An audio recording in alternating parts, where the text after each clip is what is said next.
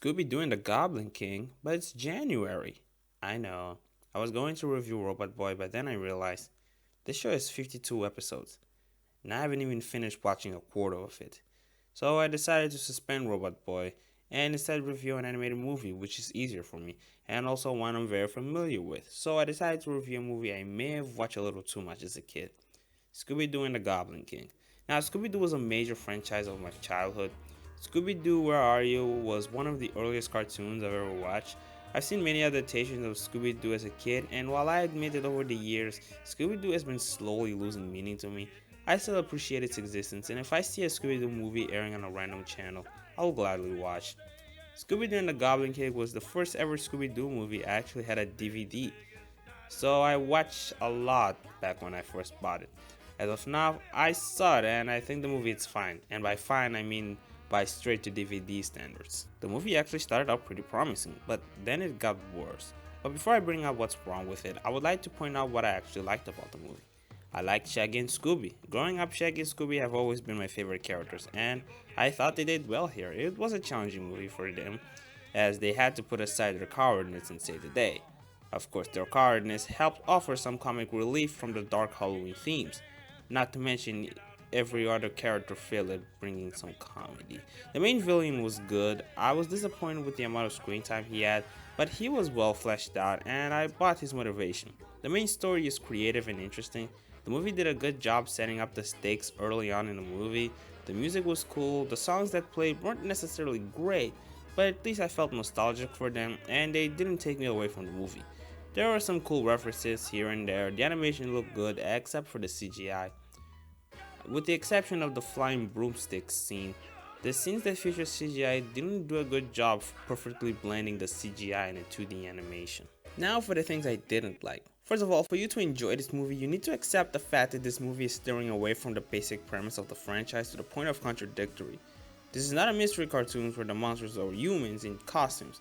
This is a fantasy and an adventure cartoon where the monsters are real, which explains why Fred, Daphne, and Velma aren't around much, which is something that might bother you if you're a fan of those three characters. My theory is that they aren't around much because this is no longer a mystery cartoon, and those three characters help solve the mysteries the most. However, to be honest, that aspect of the movie didn't bother me that much. One thing that actually did bother me was the sound editing.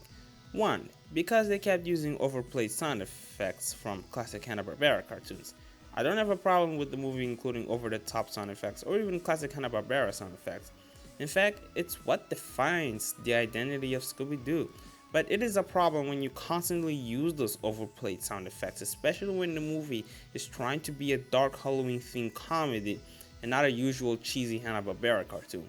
Speaking of recycling, there's a scene where Scooby-Doo, Shaggy, and Jack-o'-lantern, not well voiced by Jay Leno by the way. I like Jack in this movie, but I think the voice actor overemphasized his attitude.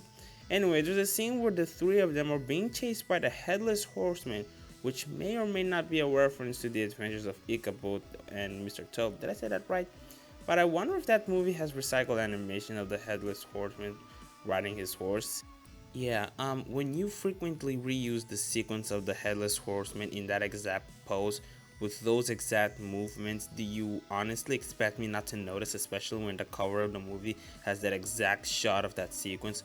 By getting back to the earlier topic, my second problem with the sound editing, although this one was more apparent in the SD version and the HD version, there's a poor balance of the volume of the score and the sound effects.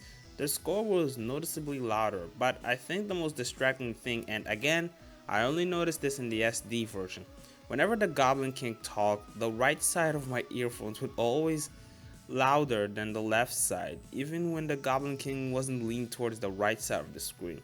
Okay, this may not be a problem with the movie, but actually a problem with the footage of the SD version, but it's still weird that the Goblin King was the only one that seemed to have this problem because everybody else's voice editing was fine.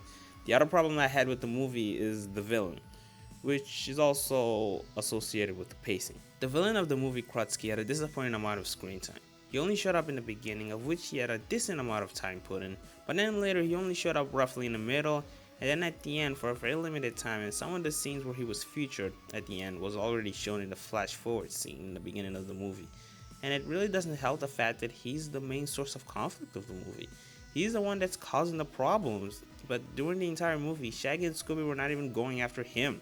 They were going after the Goblin King, which took away the entire movie. And when you think about it, their plan is flawed. So this wizard's idea is to have Shaggy and Scooby go to the Goblin King's lair to steal a Goblin Scepter, just to avoid Krusty from getting it first. But if the goal is to keep Krusty away from the scepter, why not just warn the Goblin King that someone's going after the scepter? Instead of sending two people that have no clue of how the land of Halloween spirits work to steal a scepter from one of the strongest creatures who may end up killing them, why not just send a wizard email to the Goblin King explaining what's going on? Heck, why even send a warning at all? I mean, did they really think that that newbie warlock would actually be able to obtain the scepter from the Goblin King?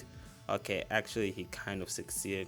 But even how he succeeded makes no sense. How did Krusty know that the fairy princess was the daughter of the Goblin King? But you know what? If that rabbit wizard knew that Krusty would use fairy princess Willow to blackmail the Goblin King, it would make sense that he would use Shaggy and Scooby to steal the scepter. It would still be a stupid idea, but it would make more sense. However, that rabbit wizard never brings that up.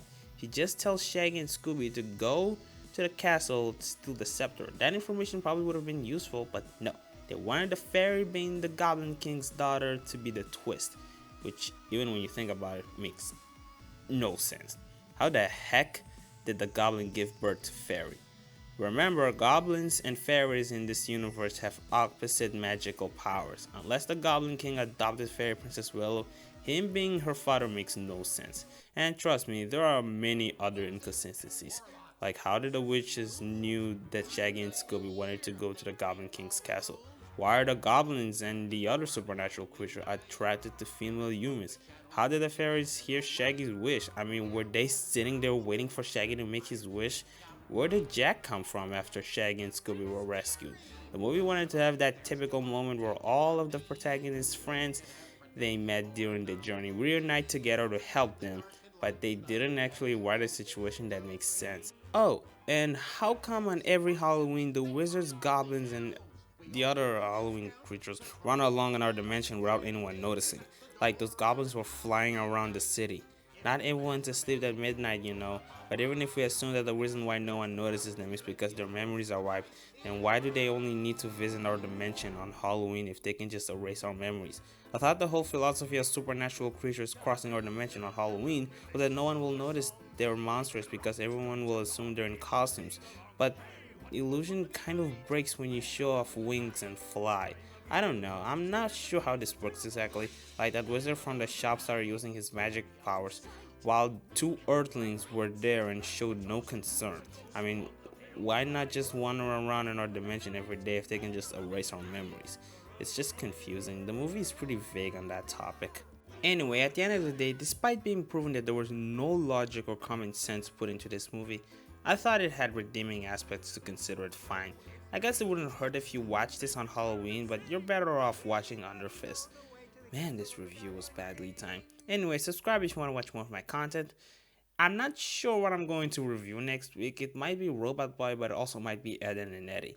I've been binge watching Ed and Eddie these past days. I hope you guys enjoyed this video. Bye for now.